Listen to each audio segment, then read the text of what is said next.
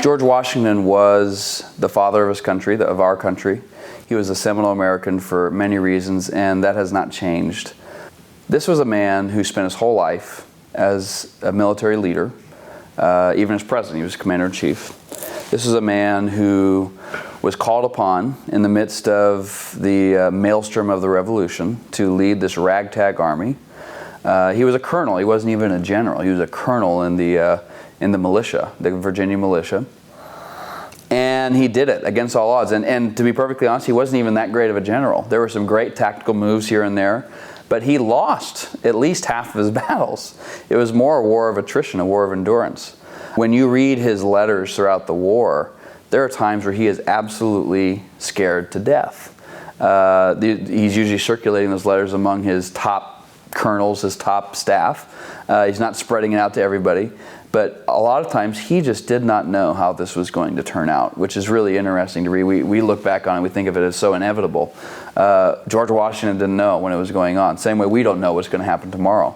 At the end of the war, with peace concluded in 1783, Washington was at a high mark. He could have been a king. There were, in fact, some people who wanted him to be an American king.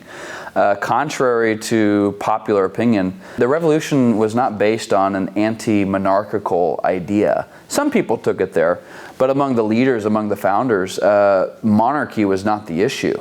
It was the abuse of the monarchy's power and Parliament's power. So the American Revolution wasn't, we're against monarchy. The American Revolution was, we're against tyranny. And so at the end, it wasn't all that strange for some Americans to call Washington to be a king.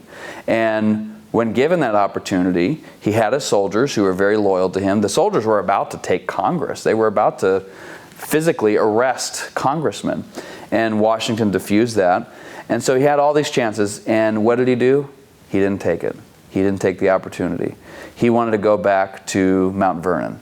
That's why chapter 6 or 7, I think it's chapter 7 in the book, is named Every Man Under His Own Vine and Fig Tree. It's from the book of Micah, Micah 4:4.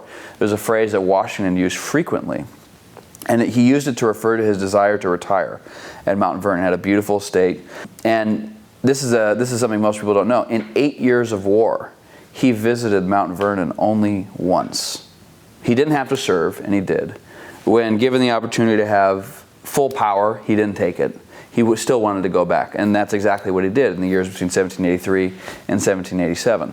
Even going to the seat of the presidency, he did somewhat begrudgingly. Even doing a second term, he did begrudgingly. There's letters where he's writing very laconically, just, I don't want to do this. I want to just be done with it. Go back to my farm, live with my family, and live out the remainder of my days in peace. That's all I want to do.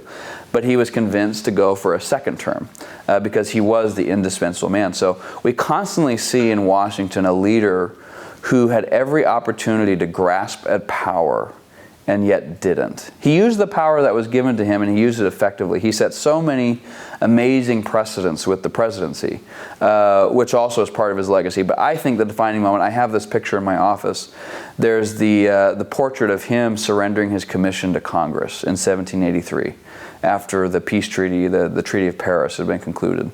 And the firsthand accounts of this event are quite extraordinary. Washington himself was apparently shaking as he was handing his commission symbolically to Congress. And there are other reports from other people who were there just saying the event, people were in tears and just utterly amazed that here was this man who could have been a Caesar, an American Caesar, but he ended up being an American Cincinnatus, the Roman general who also had dictatorial powers essentially in the days of the Roman Republic. And when the war was won, the war that he was called to fight, he went back to his farm.